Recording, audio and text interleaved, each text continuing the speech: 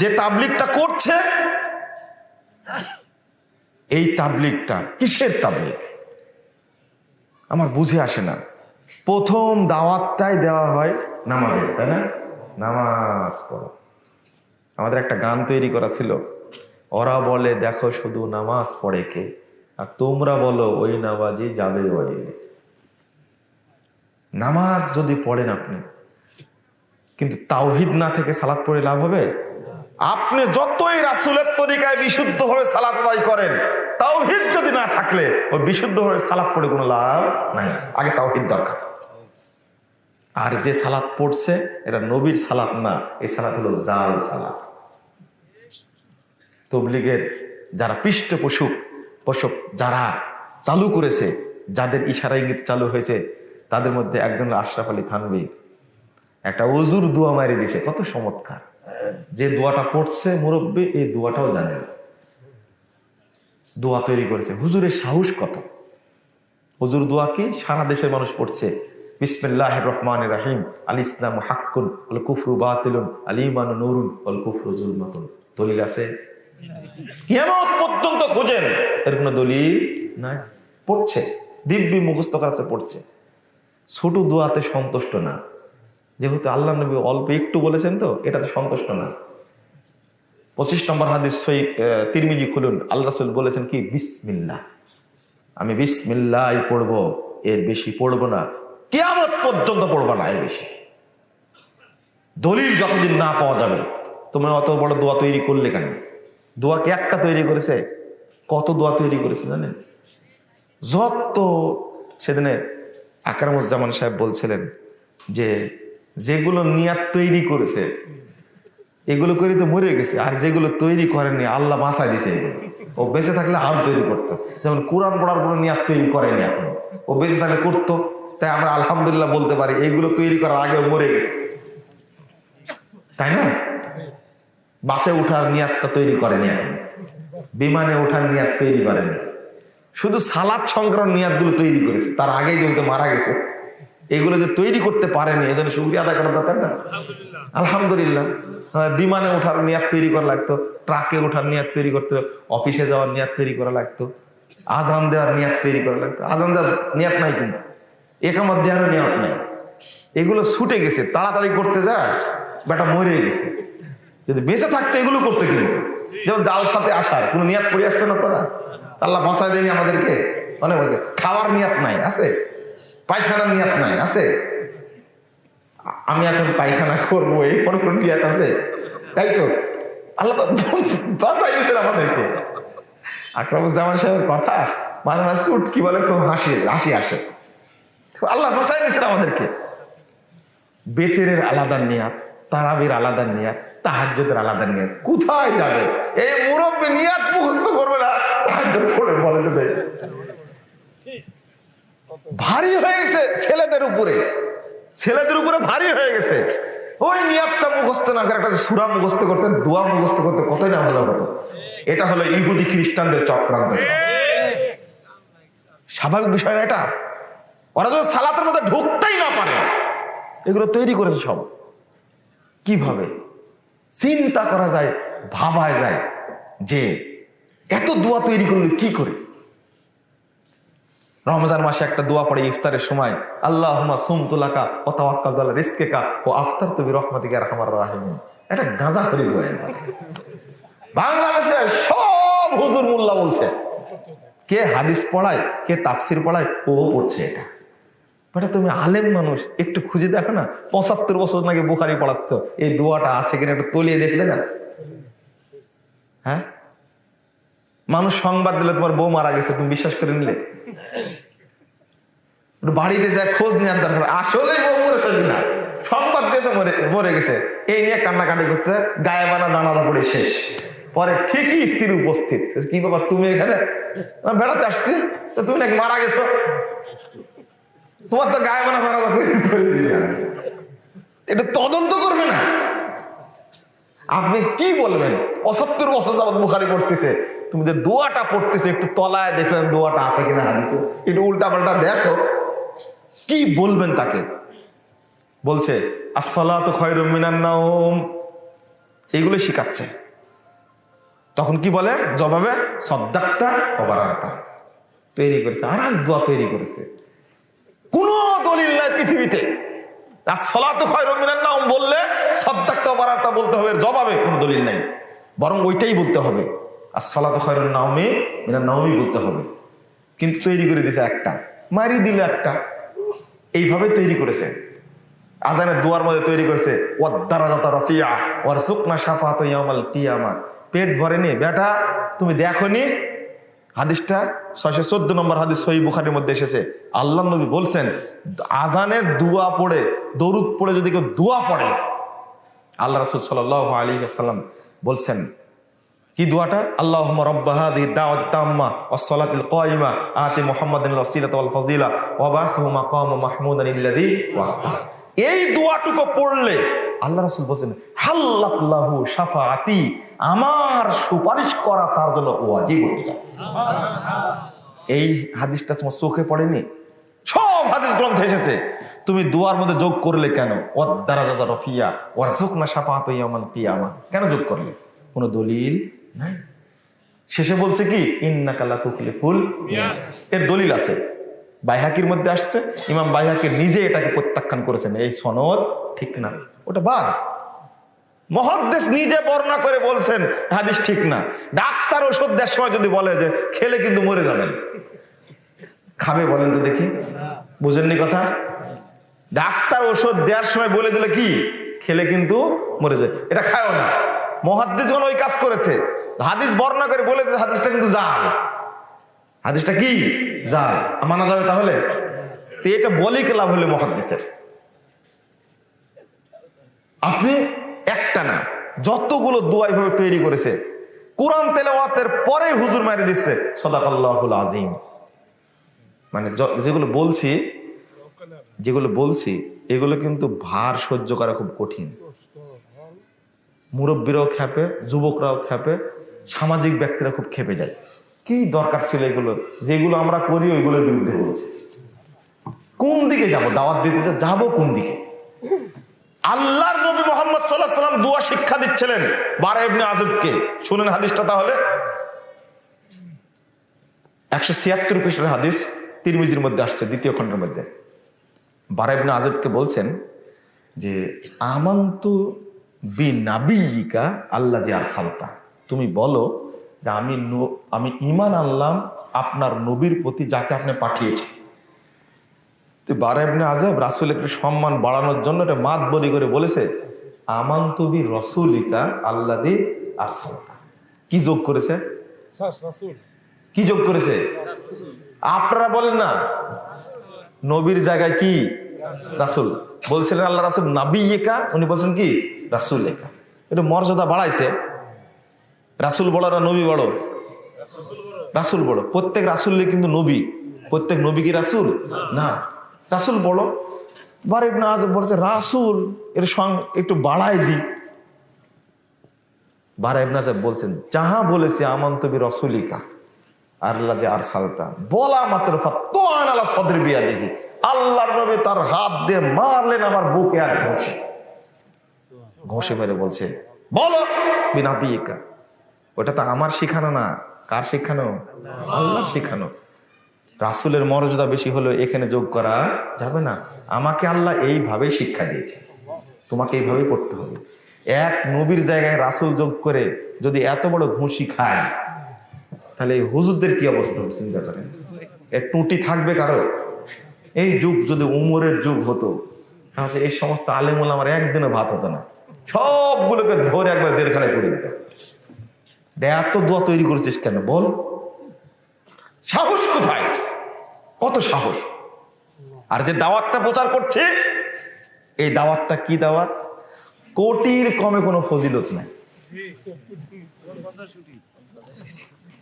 কোথায় 49 কোটি? আমি এখন যেটা বলবো তো অনেক বেশি তার চেয়ে। আপনাকে কি বলবো? যেটা প্রচার হচ্ছে এটা কোনো দলিল নাই। সালাত পড়াচ্ছে, বয়স 95 হয়ে গেছে, পা 3টা হয়েছে, পা একটা কবরে গেছে, দাড়ি পেকে গেছে, মুরব্বি হয়ে গেছে, এখনো মসজিদে গিয়ে যে 2 রাকাত সালাত পড়তে হবে এই সুন্নাতটা আজও শিখেনি। কি করলে তাবলীগ করে? কি করলেন আপনি? একটু চিন্তা করলেন না কেন? রাসূলের তরিকায় আজও সালাত পড়া শিখলেন না কেন? জাল হাদিসের আলোকে, জয়ীফ হাদিসের আলোকে, ভুয়া আমলের আলোকে, বেদাতের আলোকে আপনি সালাত আদায় করছেন। আল্লাহ নবী বলে গেছেন, সল্লু কামা রাআইতুমুনি উসাল্লি। 631 নম্বর হাদিস সহিহ বুখারীর মধ্যে এসেছে, প্রথম খণ্ডের 88 পৃষ্ঠা। তোমরা ওইভাবে সালাত আদায় করো যেভাবে আমাকে সালাত আদায় করতে দেখছো। কেন তুমি পড়লে না রাসূলের তরিকায় সালাত? প্রশ্ন আমার। যেটা প্রচার করছেন, প্রথম বলে কিছু ভুয়া কথা, বলে কিছু টাইম চলে যাবে তো তাড়াতাড়ি, কিছু বলি ভুয়া কথা। ভুয়া কথার মধ্যে একটা হলো আপনার, যে ব্যক্তি 1 ওয়াক্ত সালাত জামাতের সাথে পড়বে তার নেকি হবে 3,35,54,432 গুণ। দেখেন সুবহানাল্লাহ বলতেছে।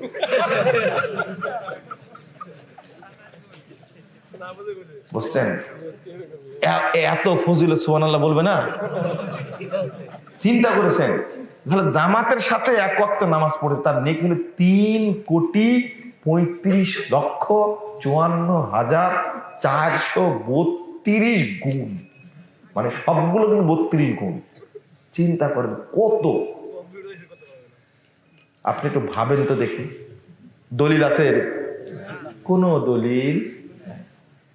হ্যাঁ, দলিল আছে। ফাজাইলে নামাজ 125 পৃষ্ঠার মধ্যে আছে। আমি আলহামদুলিল্লাহ অনেক দিন থেকে কাজ করছিলাম।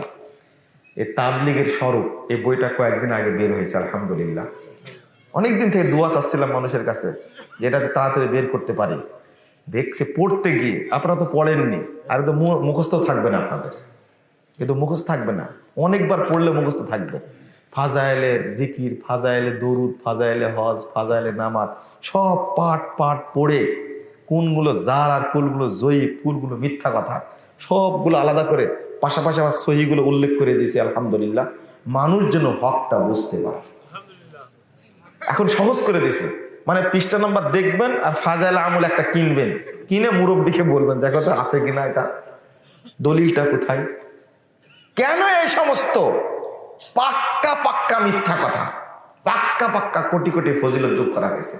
হাদিসে কত ফজিলত আছে? 27 থেকে 25 গুণ নেকি বেশি হবে।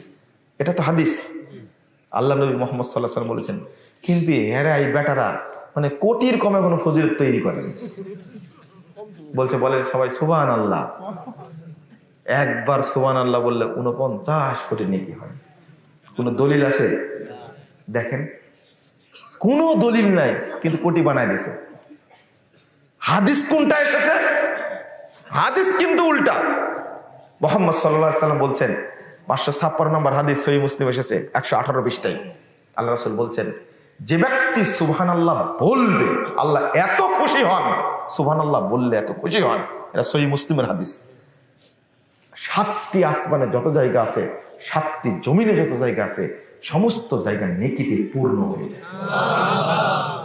আবার বলেন তো একটু অন্তর দিয়ে দেখেন, সুবহানাল্লাহ কত নেকি। আবার 49 কোটি নেকি দ্বারা গাজীপুর জেলা ভরবে? তাহলে সুবহানাল্লাহ যে আসল মর্যাদা, এটা কি আছে?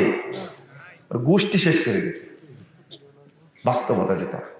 যদি পড়া থাকতো, জানা থাকতো, তাহলে এই ভুয়া ফজিলত তৈরি করতো না।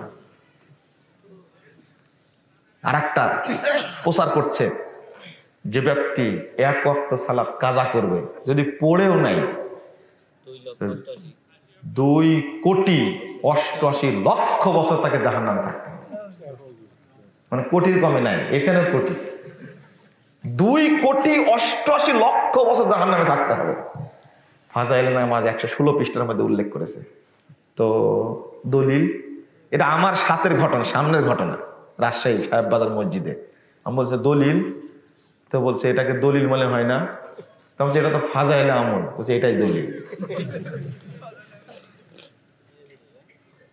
উর্দু বইটা আমার কাছে আছে, ফাজাইলের উর্দু বইও আছে আমার কাছে, এটা মূলত উর্দুতে লেখা। ওখানে লেখক লিখছে লাম আজিদহু ফিমা ইনদি মিন কুতুবিল হাদিস, হাদিসের গ্রন্থ সমূহে আমি এই হাদিস পাইনি। তারপরে পাননিতে লিখলেন কেন? তাও লিখছে ক্বালান নবী সাল্লাল্লাহু আলাইহি ওয়াসাল্লাম, আল্লাহর নবী বলেছেন, এই কথা বলে লিখছে মান তারাকা সালাতান হাত্তা মাদা ওয়াক্তুহা সুম্মা সাল্লা উযযিবা ফিন নারি হুকমান, লিখছে এইভাবে। সালাত ছুটে গেছে, পরে যদি পড়ে নয় তবুও তাকে 2,88,00,000 বছর জাহান্নামে থাকতে হবে।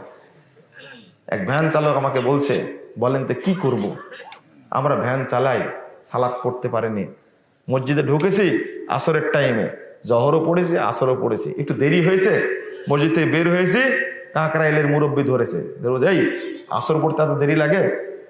তখন বলছে যে চাচা জহরটা পড়া হয়েছিল না, জহরও পড়েছি আসরও পড়েছি, এই জন্য দেরি হয়েছে। তো তুমি নামাজ কাজা করেছো? জি কাজা হয়ে গেছে, তোমাকে 2,88,00,000 বছর জাহান্নামে থাকতে হবে।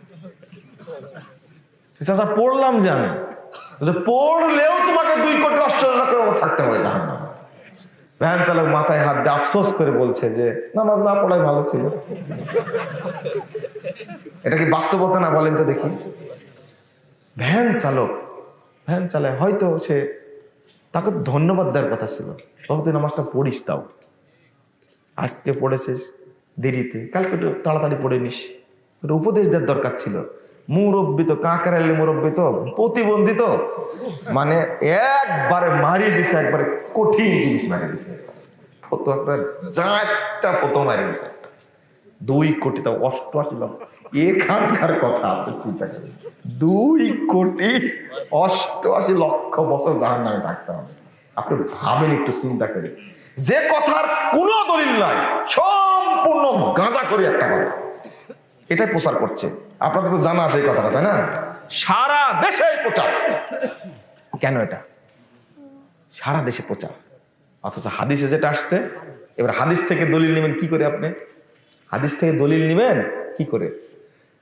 680 নম্বর হাদিস সহিহ মুসলিম এসেছে। খাইবারের যুদ্ধের দিনে আল্লাহ রাসূল যুদ্ধ শেষ করে চলে আসছেন, রাত্রিতে বিরতি দিলেন, বেলালকে বললেন বেলাল তুমি আমাদের ডেকে দিও, দায়িত্ব দিয়ে দিলেন। সবাই ঘুমায় গেছে ইতিমধ্যেই, এই ছেলে তুমি রাখো, কে কি খাবে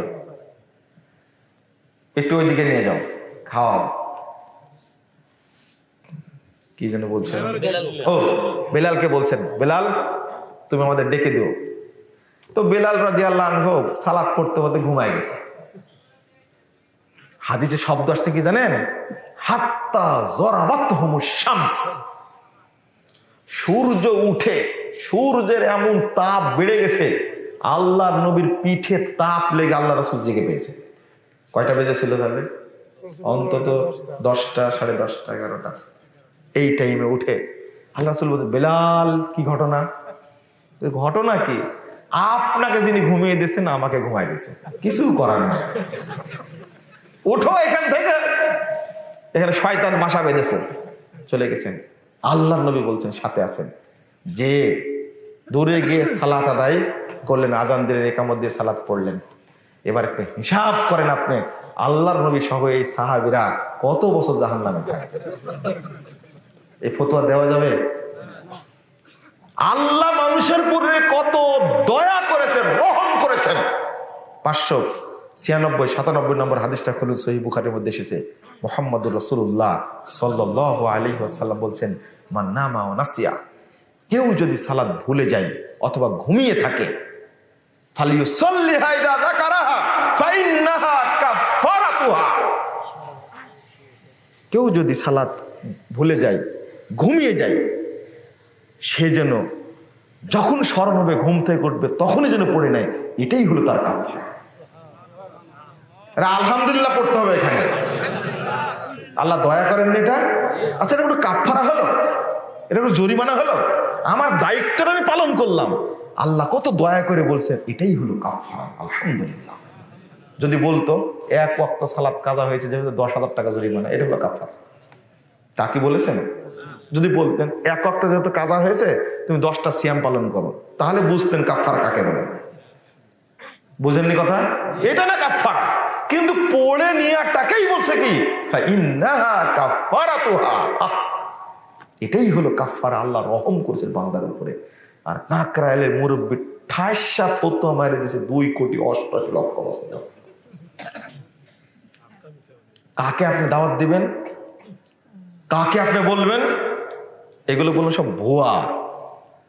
শিক্ষা দিয়েছে, খুব সুন্দর করে শিক্ষা দিয়েছে, ভালো করে পাক পবিত্র হয়ে আবার পাক পবিত্রতার কথা চলে আসলে। একজন বলছে যে ইস্তেমা করবে না ইস্তেঞ্জা করবে, এই নিয়ে পাড়াপাড়ি। বুঝলো কথাটার মধ্যে বুঝতে পারেনি, আমি বুঝিনি প্রথমে যে ইস্তেমা করবে না ইস্তেঞ্জা করবে, এই নিয়ে তো পাড়াপাড়ি করছে। মানে বলছে যে কুলুপ ধরে দৌড়ে বেড়াচ্ছে। ও এবার বুঝেছি, আমি আগে বুঝিনি। কুলুপ ধরে দৌড়ে বেড়াচ্ছে, আমি বলছি এবার বুঝেছি। তাই বলছে যে ও ইস্তেমা করবে না ইস্তেঞ্জা করবে, এই নিয়ে দৌড়াদৌড়ি করছে। তখন আমি বললাম যে শেখ আমার মাথায় আগে ঢুকেনি। মানে কি? ওই যে ফজিলত বর্ণনা করে রেখে দিছে, যে ব্যক্তি ঢেল নিয়ে তারপরে পানি নিবে আল্লাহ তাদের জন্য প্রশংসা করেছেন। আবার সুবহানাল্লাহ মারেন না, একটু হিসাব নিকাশ করে মারবেন। মানে অনেক জায়গায় বললে এত যারা সুবহানাল্লাহ বলে, মানে বেদাতীদের যে অবস্থা, এই সমস্ত ফজিলত বললে সুবহানাল্লাহ বললে সামিয়ানা ফেটে যেত একবারে। আপনারা তো সুবহানাল্লাহ বলছেন না। দলিলটা কোথায় পেয়েছে? যে পেশাব করার পরে ইস্তেঞ্জা করার সময় আগে ঢেল নিবে তারপরে পানি নিবে। দলিল কোথায়? নাই। খুঁজে দেখেন, আমি লিখছি। এই ইস্তেঞ্জাটা গোটা দেশে চালু আছে, বাথরুম গুলো সব নষ্ট করে রাখছে একবার। সব জায়গায় টিস্যুর একটা ঝুড়ি রেখে দিছে, তাই না? প্রত্যেকটা প্রতিষ্ঠান, প্রত্যেকটা মসজিদে এই কাজ করে, মাদ্রাসা এই কাজ করেছে, টিস্যুর একটা ঝুড়ি রেখে দিছে। অথচ এর কোনো দলিল নাই, একবারে মিথ্যা গাঁজা করি দলিল। একটা দলিল কোনটা আছে? হাদিস দ্বারা নেন। আনাস রাদিয়াল্লাহু আনহু বলছেন, লাম্মা নাযালাত হাযিহিল আয়া ফীহি রিজালুন ইউহিব্বুনা আন ইয়াতাতাহহারু আল্লাহু ইউহিব্বুল মুত্তাহহিরিন। এই এলাকায় কিছু লোক আছে, তারা পবিত্রতা হাসিলকে ভালোবাসে, আল্লাহ তাদেরকে ভালোবাসে। আয়াত নাজিল হয়ে গেল। এটা কুবাবাসী, মসজিদে কুবা আছে না, ওই এলাকার মানুষ সম্পর্কে নাজিল হয়েছে। তা আল্লাহ রাসূল এসে জিজ্ঞেস করছেন, 355 নম্বর হাদিস ইবনে মাজাহর মধ্যে আসছে, হাদিসের সনদ সহিহ। বলছেন কুবা কুবা কুবা মসজিদের ঘটনা, এ কুবা এলাকার ঘটনা। তো রাসূল সাল্লাল্লাহু আলাইহি ওয়াসাল্লাম বলছেন, ইয়া মাশারাল আনসার, ও আনসারীরা, কদ আসনাল্লাহু আলাইকুম আত-তুহুর, আল্লাহ রাব্বুল আলামিন তোমাদের পবিত্রতার ব্যাপারে প্রশংসা করেছেন। কি কারণে বলো তো? কারণটা কি? আল্লাহ নবী কি গায়েব জানতেন? গায়েব জানলে জিজ্ঞেস করতেন না। তো বলো তো কারণটা কি? তখন তারা জবাব দিচ্ছে, জবাবটা শুনেন এবার। তারা জবাব দিচ্ছেন, ক্বালু নাতাওয়াজ্জাউ লিস-সালাহ, সালাতের জন্য আমরা ওযু করি, ওয়া নাগতাসিলু মিনাল জানাবা, আর পবিত্র হওয়ার জন্য গোসল করি, ওয়া নাস্তানজি বিল মা, আর পানি দ্বারা ইস্তেঞ্জা করি। তখন আল্লাহ রাসূল বলেন, ফাহুয়া দাকা, ওহো, এই জন্যই আল্লাহ তোমাদের প্রশংসা করেছে। বলুন আলহামদুলিল্লাহ।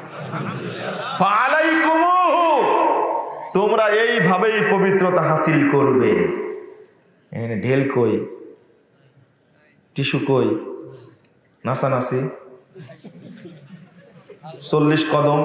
আর ভাই হাসছেন কেন আপনারা? আমিও তো বিপদে পড়লাম আপনাদেরকে। বুঝেন এই হাদিসের মধ্যে কি আছে এগুলো? হাদিস বলছে এই আয়াতের শান নজুল, এইটা চোখে পড়লো না কেন? তুমি নাকি দেওবন্দে পড়া, তুমি নাকি হাটহাজারিতে পড়া, হাদিস পড়াচ্ছ 25-50 বছর যাবত, এই হাদিসটা চোখে পড়েনি? যার কোনো দলিল নেই ওটা চোখে পড়লো কি করে? যার কোনো ভিত্তি নেই ওটা চোখে পড়লো কি করে? এটা তো হাজিদের তাজা আছে হাদিসে, এটা চোখে পড়েনি কেন? আবু দাউদের 44 নম্বর হাদিসটা খুলে দেখেন, একই কথা বলা আছে। কত চমৎকার সাহাবীরা জবাব দিচ্ছেন। কেন প্রশংসা করেছেন আমরা জানি না, তবে আমরা এই কাজ করি না। নাতাওয়াজ্জাউ বিল মা, নাতাওয়াজ্জাউ লিস-সালাহ, সালাতের জন্য ওযু করি। ওয়ানাক্তাসিলু মিনাল জানাবা, অপবিত্র হলে গোসল করি। ওয়ানাস্তানজি বিল মা, পানি দ্বারা ইস্তেনজা করি। আল্লাহ নবী বললেন ফাহুয়া যাকা, এই জন্য আল্লাহ তোমাদের প্রশংসা করেছেন। ফালাইকুমুহু, এইভাবেই তোমরা পবিত্র হাসিল করবে। এখানে ঢেলি বা কোথায়, টিসুই বা কোথায়, কাশাকাশি বা কোথায়, নাসানাসি বা কোথায়, 40 কদমি বা কোথায় আছে এর মধ্যে? তাহলে যোগ করলে কেন? হ্যাঁ, পানি না পেলে আপনি ঢেল টিস্যু নেন, পরে আর পানি নেওয়া লাগবে না। ওই হাদিসের মধ্যে এসেছে। ওই একটা ভুয়া হাদিস প্রচার করে সারা দেশটাকে, মসজিদ মাদ্রাসাগুলোতে একবার টিস্যু ঢেলে বাথরুমটা করে পচায় নষ্ট করে। কিন্তু একটা ফাঁক আছে, টয়লেট থেকে বের হলে কিন্তু 40 কদম হাঁটে না। খেয়াল করেছেন আপনারা? হ্যাঁ, তখন পেশাব করে না। পায়খানা করার পরে পেশাব করে, তখন করে না। তখন হাঁটে না কেন? আমার প্রশ্ন, তখন হাঁটে না কেন? আমি আর বলবো না, বললে আপনারা রাগ করবেন। এখানে তো 40 কদম হাঁটার কথা বললো পুরুষের, মহিলাদের কথা কি হবে? আচ্ছা, মহিলাদের পেশাব বেশি অপবিত্র না পুরুষদের পেশাব বেশি অপবিত্র? মহিলাদের। হাদিসে তো আসছে, 222 নম্বর হাদিস সহিহ বুখারীর মধ্যে এসেছে। মুহাম্মদ সাল্লাল্লাহু আলাইহি ওয়াসাল্লাম বলছেন, যদি কন্যা শিশু পেশাব করে দেয়, দুধের বাচ্চা কন্যা শিশু পেশাব করে দেয়, তাহলে কাপড় ধুয়ে ফেলতে হবে। কিন্তু ছেলে বাচ্চা যদি পেশাব করে দেয়, তাহলে শুধু পানি ছিটিয়ে দিলেই চলবে। তাহলে মহিলাদের পেশাব বেশি অপবিত্র। তাহলে মহিলাদের ক্ষেত্রে কি ফতোয়া দিবে বলেন দেখে? এই ফতোয়াও দেয় এই তবলিগের মহিলারা, সুন্দর করে তালিম করতে বাড়িতে বাড়িতে ঢোকে আর বলে, বুবু 7 ঢেল না নেওয়া পর্যন্ত পবিত্রতা হাসিল হবে না।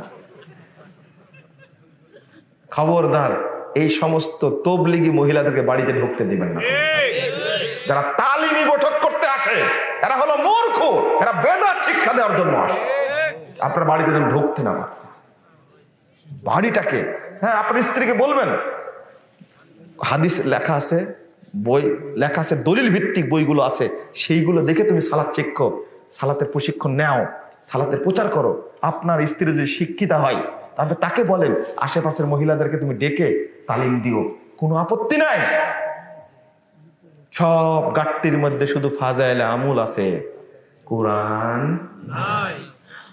এটা কোন দেশ? সহিহ বুখারীর একটা খণ্ড নাই, সহিহ মুসলিমের কোনো খণ্ড নাই, কোরআনের অনুবাদ নেই।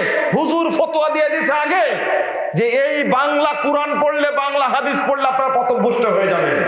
এই ভয়ে ফাজাইল আমুল, মকসুদুল মুমিনিন, নিয়ামুল কুরআন, বেহেশতি জোহর, এই 4টা কিতাব ছাড়া মুরব্বীরা কোনোটাই পড়বে না। আমি বলছিলাম যেটা পবিত্রতা হাসিল করে এসে আমি একটা কথা বলি, এর পরেও সেটা আপনাদের আজকে বলি। আচ্ছা, পেশাব করার পরে ঢেল নিল, টিস্যু নিল, পানিও নিল, কাশাকাশি করলো, নাচানাচি করলো, 40 কদম হাঁটলো, এর পরেও যদি 1 ফোঁটা বের হয়, এই দায়িত্ব কে নেবে? কি বের হতে পারে না? স্বাভাবিক না এটা? এই দায়িত্ব কে নেবে? এত যে কসরত করলো, এরপরে যদি 1 ফোঁটা পেশাব বের হয়, এই দায়িত্বটা কে নেবে? আবু দাউদের 7 পৃষ্ঠা খুলুন। আল্লাহু আকবার। আল্লাহ মানুষের স্রষ্টা, তিনি সবকিছু সমাধান জানেন। আল্লাহ রাসূল শিক্ষা দিয়ে দিলেন, ওযু করার পরে তুমি একটু হাতে পানি নিয়ে লজ্জা স্থান বরাবর ছিটিয়ে দিও, যদিও কোনো পেশাব লেগে যায় এই পানিটার জন্যই যথেষ্ট হয়ে যায়। আল্লাহ সমাধান দিয়ে দিয়েছেন, তুমি সমাধান গ্রহণ করলে না কেন? প্রত্যেক ওযুর সময় কাজটা করবেন, পারবেন না? আল্লাহ রাসূল বিধান শিক্ষা দিয়েছেন, আমাদেরকে করতে হবে এটা। তাহলে তো ঝামেলা মিটে গেল, সন্দেহ থাকলো না। আলহামদুলিল্লাহ, আমরা পানি দ্বারা ইস্তেঞ্জা করার পরে ওযু করার সময় পানি ছিটিয়ে দিই, আলহামদুলিল্লাহ, কোনো সমস্যা নাই। আলহামদুলিল্লাহ, সব জায়গাতে শিক্ষা দিচ্ছে পবিত্রতা হাসিল করে এসে আদব হলো মসজিদে পশ্চিম দিক হয়ে বসে পড়া। এটা আদব না বেয়াদবি? এটা বেয়াদবি না? হাদিস তো আছে, ফজিলত আছে, মানলেন না কেন? আল্লাহর নবী বলছেন 444 নম্বর হাদিস, ইদা দাখালা আহাদুকুমুল মাসজিদ ফালা ইয়াজলিস হাত্তা ইয়াসাল্লি রাকাতাইন। তোমাদের কেউ যখন মসজিদে প্রবেশ করবে সেজন্য না বসে যতক্ষণ পর্যন্ত 2 রাকাত সালাত না পড়বে। আল্লাহর নবী বললেন নির্দেশ, ফজিলত বললেন কি? ফজিলত বলে দিলেন। বেলালকে বলছেন, বেলাল, বেলাল মরেনি, তাজা। তিরমিজি 2য় খণ্ডের 209 পৃষ্ঠার হাদিস। বেলাল, কি ব্যাপার? আমি যখনই জান্নাতে ঢুকি তোমাকে দেখি আমার সামনে দিয়ে তুমি হেঁটে যাচ্ছ, ব্যাপারটা কি বলো তো? বেলাল রাদিয়াল্লাহু আনহু কুচ্ছিত কালো মানুষ, দরিদ্র, হতদরিদ্র, নিঃস্ব মানুষ, বলছে ইজা তাওয়াজ্জাইতু সাল্লাইতু রাকাতাইন আও ইজা আযানতু সাল্লাইতু রাকাতাইন। আল্লাহ সাল্লাল্লাহু তেমন কিছু করিনি, যখন আজান দেই, যখন আমি ওযু করি 2 রাকাত সালাত আদায় করি, অথবা যখন আজান দিই তখন 2 রাকাত তাহিয়াতুল মসজিদ পড়ি। আল্লাহ রাসূল বললেন, আহা বেলাল, এই 2 রাকাত সালাতে তোমাকে আমার সামনে দিয়ে হাঁটার সুযোগ করে দিয়েছে জান্নাতে। ফজিলত আছে। 931 নম্বর হাদিস, সহিহ বুখারী খুলুন। আল্লাহর নবী খুতবা দিচ্ছেন, আল্লাহর নবী সাইয়্যিদুল মুরসালিন, যার খুতবা হলো পৃথিবীর সর্বশ্রেষ্ঠ খুতবা, তিনি খুতবা দিচ্ছেন। সাহাবী সুলাইক আল-গাতাফানি, তিনি মসজিদে ঢুকেছেন, ঢুকে বসে পড়েছেন। আল্লাহ রাসূল জিজ্ঞেস করছেন মিম্বারে দাঁড়িয়ে অবস্থায়, আসাল্লাইতা সুলাইক, তুমি সালাত পড়েছো? লা। ও দাঁড়াও, সাল্লি রাকাতাইন, 2 রাকাত সালাত করো, পড়ো, আওজিস, সংক্ষেপ করো। আল্লাহর নবী 2 রাকাত সালাত পড়তে বলে সংক্ষেপ করে। জুমার দিনে খুতবা দেওয়া অবস্থায় আল্লাহর নবীর খুতবার সময় যদি সালাত চলে, তুমি কত বড় খতিব হলে যে তোমার খুতবার সময় নাকি সালাত চলে না? এটা নবীর চেয়ে বড় খতিব। এই জন্য তো বলি আমি মাঝে মাঝে, আলেমদের অহংকার কেন জানেন? এদের ডিগ্রি অনেক, আর নবীর কোনো ডিগ্রি ছিল না, এই জন্য এদের অহংকারটা বেশি। হুজুর মাদানি, হুজুর হাটহাজারি, হুজুর দেওবন্দি, হুজুর চিস্তি, মুজাদ্দেদি, নকশাবন্দি, কাদরি, সাবেরি, ট্রিপল কামেল, ট্রিপল দাওরা ও অনার্স পাস, মাস্টার্স পাস, পিএইচডি করা, প্রফেসর, এতগুলো ডিগ্রি, তো অহংকার হবে না? এই জন্য তো বলে আমার খুতবার মূল্য বেশি নবীর খুতবার চেয়ে। বস বেটা, এখন নামাজ পড়া যাবে না, ধমক দেয়। নামাজ পড়তে লাগে ধমক দেয়, সাহস কত! লাল বাতি তো আছে, ওটা তো জানেনি আপনারা, কিন্তু ফজরের টাইমে লাল বাতির সুইচ অন করা হয় না, ওটা একটা হাদিস বিরোধী। সালাত চলছে, জামাত চলছে, মুসল্লি এসে সুন্নাত শুরু করলো, এটা কি হলো? বলেন দেখি। আল্লাহ রাসূল বলে দিলেন, লা সালাতা ইদা উকিমাতিস সালাত লা সালাতা ইল্লাল মাকতুবা। একামত হয়ে গেলে ফরজ সালাতের আর কোন সালাত নাই। হাদিসে আসছে সালাত পড়ে, ফজর সালাত পড়ে পরে সাথে সুন্নাত পড়ে নেবে, এটাও হাদিসে আসছে। ওদের ধারণা সূর্য ওঠা পর্যন্ত অপেক্ষা করতে হবে, অতএব নামাজ চলাকালীন আমার ফরজ ছুটে যাক, সুন্নাত মারতেই হবে। কোথায় পেলে এটা? সব হাদিস বিরোধী। শিক্ষা দিয়েছে একটা, শিক্ষা দিয়েছে কি চমৎকার করে শিক্ষা দিয়েছে, এইভাবেই যখন দাঁড়াচ্ছে সালাতে দাঁড়ান, উভয়ের মাঝে 4 আঙ্গুল ফাঁক রেখে দাঁড়ান। কোথায় পেলে এটা? কোন দলিল আছে? হ্যাঁ, এই গাঁজাখড়ি কথা কোথায় আবিষ্কার করলো ইমাম সাহেব? 4 আঙ্গুল ফাঁক রেখে দাঁড়াতে হবে। 4 আঙ্গুল ফাঁক রাখার নাম করে 1 হাত ফাঁক রেখে দাঁড়ায়।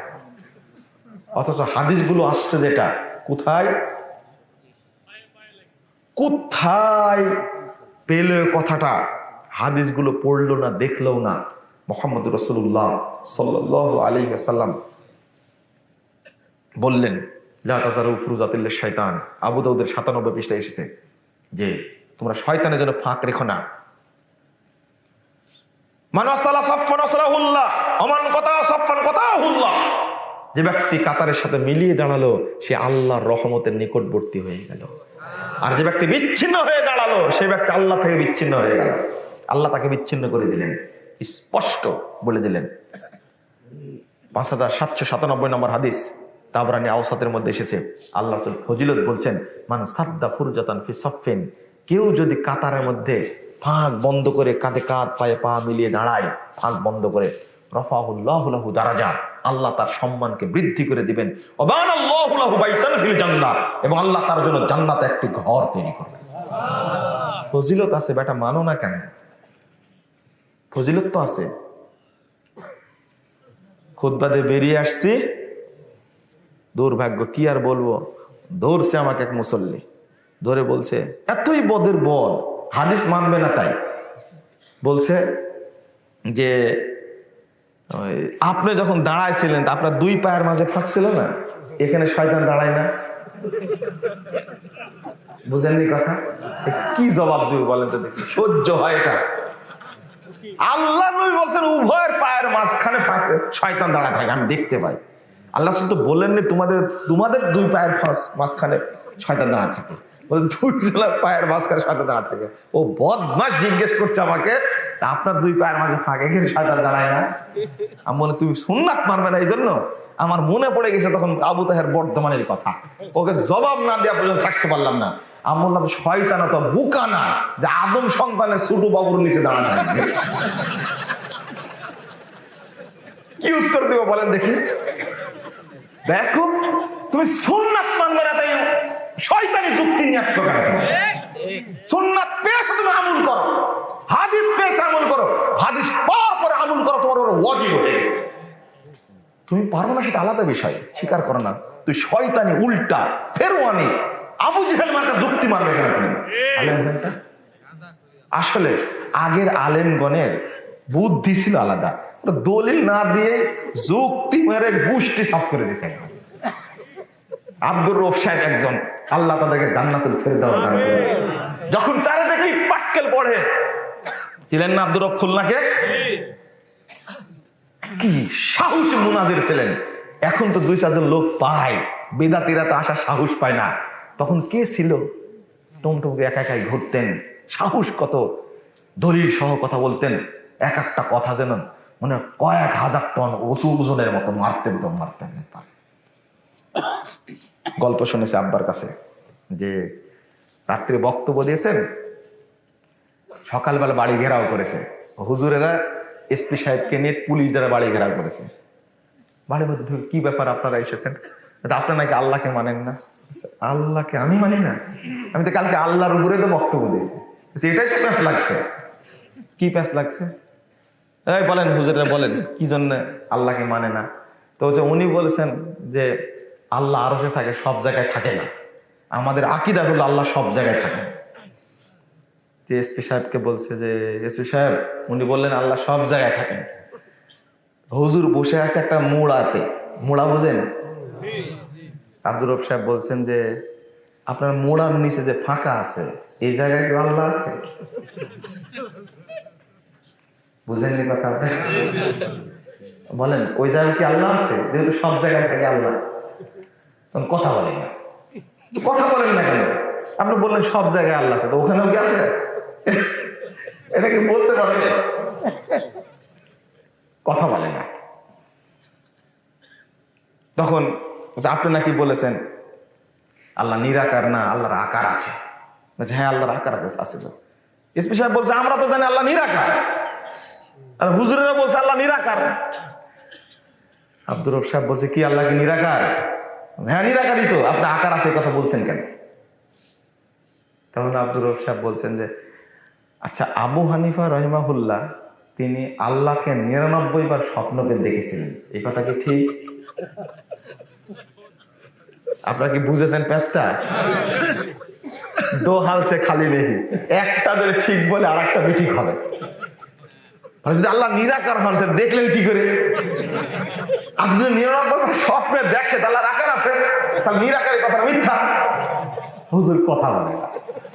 এসপি সাহেব খেতে গেছে, আরে কথা বলেন না কেন আপনারা? হুজুর বলছে কথা বলবো কি করে, সব কথাই বাঁকা বাঁকা বলে। কথা তো বাঁকা বলেনি, সোজাই বলছে। আব্দুর রউফ সাহেব বলছে গ্রেফতার করতে আসছেন আমাকে, এরা তো আমার ছাত্র হওয়ার যোগ্যতা রাখে না, আমি তো কেতাব বেরিয়ে করিনি, ওনাদের কেতাব লাগতো না। আলহামদুলিল্লাহ, সানাউল্লাহ অমৃতসরী আর একজন ছিলেন বিশ্ববিখ্যাত মুনাজির, আল্লাহ তাকে জান্নাতুল ফেরদাউস দান করুন, আমিন। তাদের ইলম কালাম এত বেশি ছিল। ফাতেহে কাদিয়ান, শেরে পাঞ্জাব সানাউল্লাহ অমৃতসরী রাহিমাহুল্লাহ, কাদিয়ানীদের সাথে যুদ্ধ করে জিতেছেন তিনি। গোলাম মোহাম্মদ কাদেন এই বদমাশ এসেছে বাহাস করতে সানাউল্লাহর সাথে। গোলাম মোহাম্মদ কাদিয়ানী নবী দাবি করেছিল না, সানাউল্লাহ বলেছে ও কাফের, বাহাস করতে আসছে। বলছে সানাউল্লাহ, আমি তো আহমদ, আর কোরআনে তো আহমদের কথা আসছে, তুমি আমাকে নবী মানো না কেন? তো তোমার নাম না গোলাম আহমদ? তো না, আমার নাম আহমদ, আর কোরআনে আসছে কি ইসমুহু আহমদ। তখন সানাউল্লাহ বলে, বলে কি রে বদমাশ? সানাউল্লাহ বলছে যে তুমি কি জানো আমি আল্লাহ? মানে সানাটা বাদ দিয়ে দিছে, আমি আল্লাহ তুমি কি জানো? আমার মতো আল্লাহ তোমার মতো গাধাকে নবী করে পাঠায়নি। এক বাক্যে শেষ। আল্লাহ আর একজনকে পাঠাইছে এই যুগে, মাজলুম মানুষ, আল্লাহ তাকে হেফাজত করুক, ডাক্তার জাকির নায়েক, আল্লাহ তাকে হেফাজত করুক। আপনারা দোয়া করবেন। এইভাবে আলেম ওলামা নির্যাতিত হয়েছে বহু পূর্বে। ইবনে তাইমিয়াকে বহু দেশ থেকে বহিষ্কার করা হয়েছে, থাকতে পারেনি। ইমাম বুখারীকে বহিষ্কার করা হয়েছে, থাকতে পারেনি। ইমাম শাফিকে বহিষ্কার হয়েছে, থাকতে পারেনি। ইমাম মালিককে বহিষ্কার করা হয়েছে, থাকতে পারেনি। যারাই হক কথা বলেছে যে যুগে, দেশে তার ঠাঁই নবীদের সুন্নাত। কোন নবী কিন্তু নিজ দেশে টিকতে পারে না। সহিহ বুখারীর হাদিস। ওয়ারাকা বিন নওফল বলেছিলেন যে লাম ইয়াতি রাজুলুন কত্তু ইল্লা উতিয়া, তোমার মতো ব্যক্তি পৃথিবীতে যে এসেছেন, সহিহ বুখারী 3 নম্বর হাদিস, তোমার মতো ব্যক্তি পৃথিবীতে যে এসেছেন তার সাথে চূড়ান্ত ষড়যন্ত্র করা হয়েছে, তাকেই বহিষ্কার করে দেওয়া হয়েছে, তোমাকেও বহিষ্কার হতে হবে। প্রথম দিনে বলে দিয়েছিলেন ওয়ারাকা। তাই তখন আল্লাহ রাসূল বলছেন আওয়া মুখরিজিয়াহুম, এরা আমাকে বের করে দিবে? আল্লাহ রাসূল ভাবতেও পারেননি।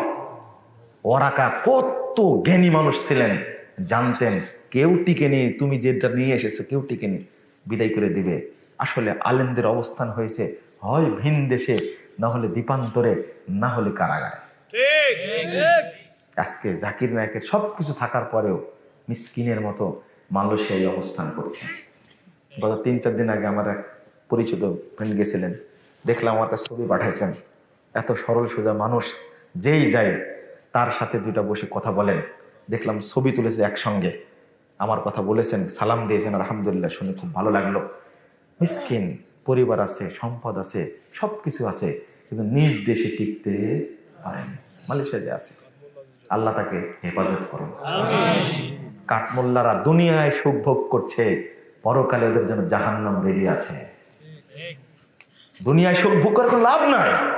বন্ধুরা আমার, যেটা বলতে চেয়েছিলাম সেটা হলো এই যে কখনো কখনো যুক্তির মাধ্যমে আল্লাহ তাদের মাধ্যমে দাওয়াতি কাজ নিয়েছেন, আলহামদুলিল্লাহ।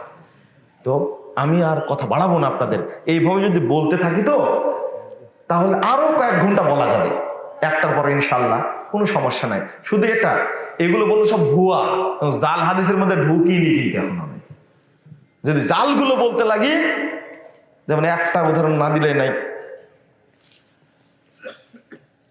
এক মুরব্বী আমাকে বলছে যে আপনি শুধু জাল বলেন কেন, সহিহ হাদিসগুলো বলতে পারেন না? মসজিদ থেকে বের হচ্ছে, ধরেছে, বলছে এটা জাল, আমল করা যাবে না, এটা জয়ীফ, এটা মানা যাবে, এগুলো বলেন কেন? শুধু সহিহগুলো বলবেন। আমি বললাম জাল হাদিস আপনারা আমল করেন, এই জন্য বলি যে এটা জাল মানা যাবে না। জাল তো মানি না আমরা।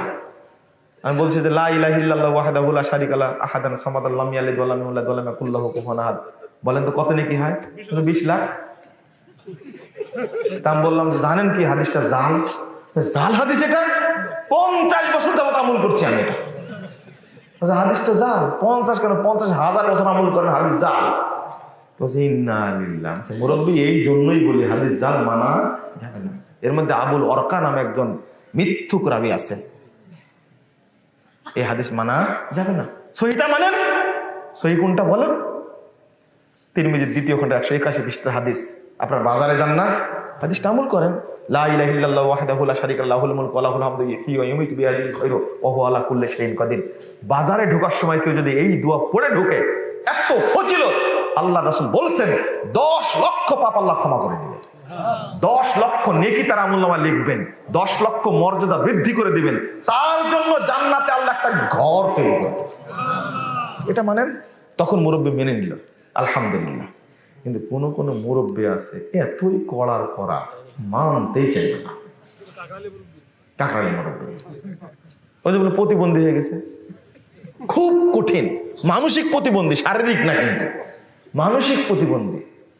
আমি বলছি এক মুরব্বীকে, মুরব্বী না দাদি দেখছি জুমার দিন জায়নামাজে বসে আছে। দাদি তুমি কি করো? দরুদ পড়তেছি। কয়বার? 80 বার। কেন? 80 বার দরুদ পাঠ করলে 80 বছরে পাপ ক্ষমা হয়ে যায়। আমি বললাম যে দাদি হাদিস তো জাল। জাল টাল তো বুঝি না, হাদিস তাই মানে। জাল টাল বুঝে না, হাদিস তাই মানে। বলছে আমাদের হুজুর বয়ান করেছে, আমরা মানতেছি। আমি বললাম যে আপনি এইটা না করে, এই হাদিসের মধ্যে ওহাব ইবনে দাউদ ইবনে সুলাইমান নামে একজন মিথ্যুক রাবী আছে, সব মুহাদ্দিস তাকে মিথ্যুক বলেছে, এই হাদিসটা জাল। আর একটা হাদিস আছে এর সাথে সাথেই, এটা ফাজাইল আমলের মধ্যে আছে, ফাজাইলে দরুদের মধ্যে আছে।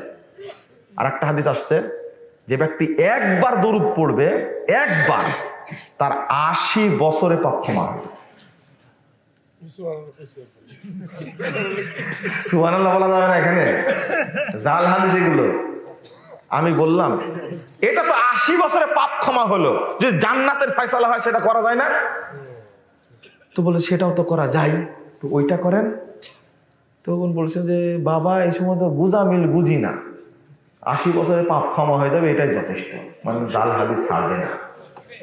আমরা যখন মুয়াজ্জিন আজান দিবে, 385 নম্বর হাদিস সহিহ মুসলিমের মধ্যে এসেছে, আল্লাহ রাসূল বলছেন আজান দিবে যে, আর সাথে সাথে উত্তর দিবে যে, মনোযোগ দিয়ে মিন কলবি, অন্তর থেকে আজানের জবাব দিবে। যখন মুয়াজ্জিন বলবে লা ইলাহা ইল্লাল্লাহ, শ্রোতাও বলল লা ইলাহা ইল্লাল্লাহ, আল্লাহ রাসূল বললেন দাখালাল জান্নাহ। তো যে আজানের জবাব দিলে জান্নাতে যাবে? জি, আল্লাহ নবী বলছে আজানের জবাব দিলে জান্নাতে যাবে। তো তোমার জাল হাদিস মানার কি দরকার? দাদি এটা আমল করো না। দাদি শুনলো কথাটা, আচ্ছা ঠিক আছে, তোমার এই বসে বসে 80 বার দরুদ পড়ার দরকার নাই। তোমাকে জান্নাতের ফয়সালা যেহেতু আল্লাহ করে দিয়েছেন, তোমার পাপ মাফ করে আল্লাহ জান্নাত দেবে, এটা প্রমাণ হয় না? আর তুমি পড়বা, আজানের পরে দোয়াটা পড়ে নেবে, আল্লাহুম্মা রাব্বা হাযিহিদ দাওয়াতিত তাম্মাহ। রাসূল সাল্লাল্লাহু আলাইহি ওয়াসাল্লাম বলেছেন, 614 নম্বর হাদিস সহিহ বুখারীর মধ্যে এসেছে, হাল্লাত লাহু শাফাআতি, যে এই দোয়া পড়বে তাকে সুপারিশ করা কিয়ামতের মাঠে আমার জন্য ওয়াজিব হয়ে যাবে। মানে আল্লাহ রাসূল তাকে সুপারিশ করে জান্নাতে নিয়ে যাবে, এটা ওয়াজিব। তাহলে ফজিলত এটা মানলে কোনো সমস্যা?